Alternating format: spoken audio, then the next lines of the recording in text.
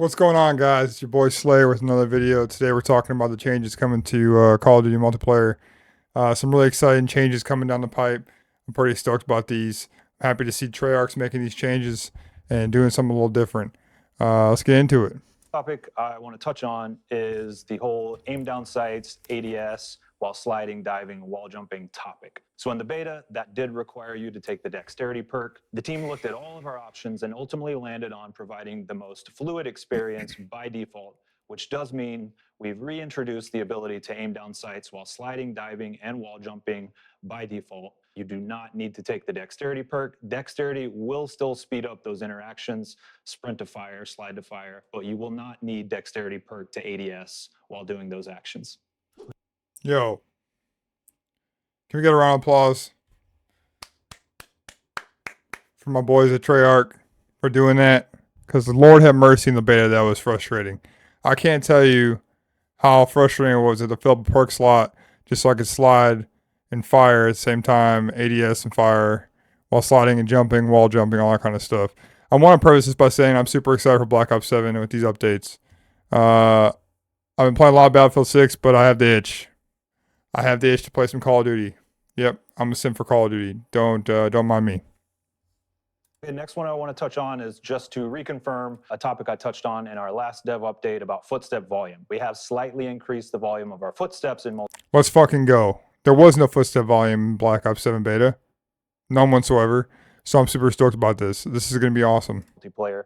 We're very happy with where they're at, where it's going to incentivize more stealth play styles without over-indexing on the need for the Ninja perk.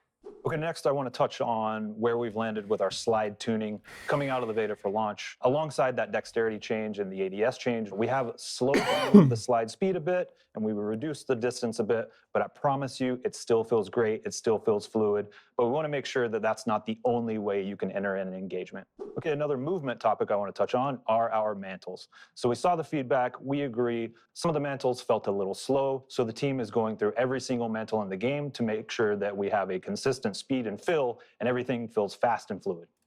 Yo, I really want to preface this by saying I think they got the picture.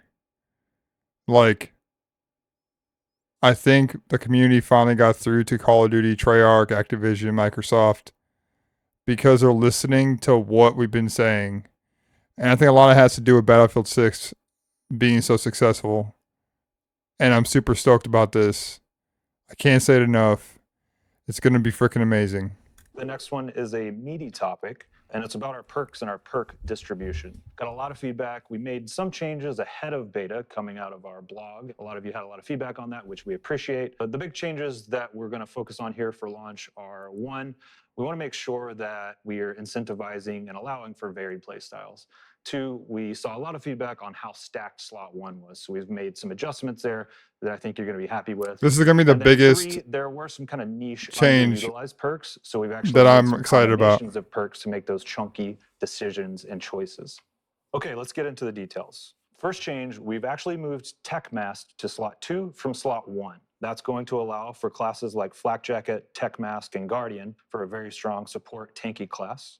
We've moved Tac Sprinter to slot 1 from slot 3, Looper to slot 3 from slot 2, and that's going to let you loop your score streaks. Cold-Blooded is going to slot 3 from slot 1, and that's going to allow for full stealth classes like Ghost, Ninja, and Cold-Blooded, with a wild card, of course. Scavenger is going back to slot 2 from slot 1, and then we'll start getting into the combinations of those underutilized perks that I touched on. So first up, Shadow, which allows you to move by traps without setting them off, has been added to Engineer. So that's going to be a fun perk where you can actually see. Yo, I'm gonna say this right now. Like, I know being someone that plays a lot of rank play, you're not gonna use all these perks. But I think it's awesome it took some of these perks, they combined them up, they made them so that they make more sense, and that you're not having to use certain perks to get certain abilities and movement. I think movement should be the same across the board. I'm not gonna bore you guys to death with the rest of this, but I think that Call of Duty. The purpose of this video is that Call of Duty is getting it, man, and it really makes me happy to see that. At least we can enjoy the next year of some Call of Duty that actually makes sense. Now that they're doing these changes, I truly think that this is going to be one of the better Call of Duties we've had, in the last 3-4 years when it comes to multiplayer, and I'm super excited about it. I just hope they do a better job of launching rank play than they did on Black Ops 6. Black Ops 6 rank play launch was terrible, and I hope they get the cheaters figured out, because the cheaters were obscene in Black Ops 6. Traps off. Vendetta, which allows you to see the location of your previous killer, has been added to Assassin. So if you really want to target a single player on the enemy team, this is going to be your perk. So one for our melee players, we've actually added Bruiser, which gives you increased 2 close play by enemy after a kill. I'm super excited. 2 Gearhead and that equipment. This is excited. We think you'll be very excited. And of course, we're very much looking forward to your feedback. Okay, next up, I want to touch on... Oh, shit. My bad, guys. I just fucked that up. Hold on 1 second. Design director at Treyarch. Back again of your Sorry, chat. Killer. This is going to end for you to Tracker. Quartermaster 1. And if you love these changes to our perks, the team is very excited. We think you'll be very excited. And of course, we're very much looking forward to your feedback. Okay, next. So this next portion, I think it's going to be interesting to see how people play differently and how people aren't as good as they were in Black Ops 6, because the aim assist in Black Ops 6 was broken.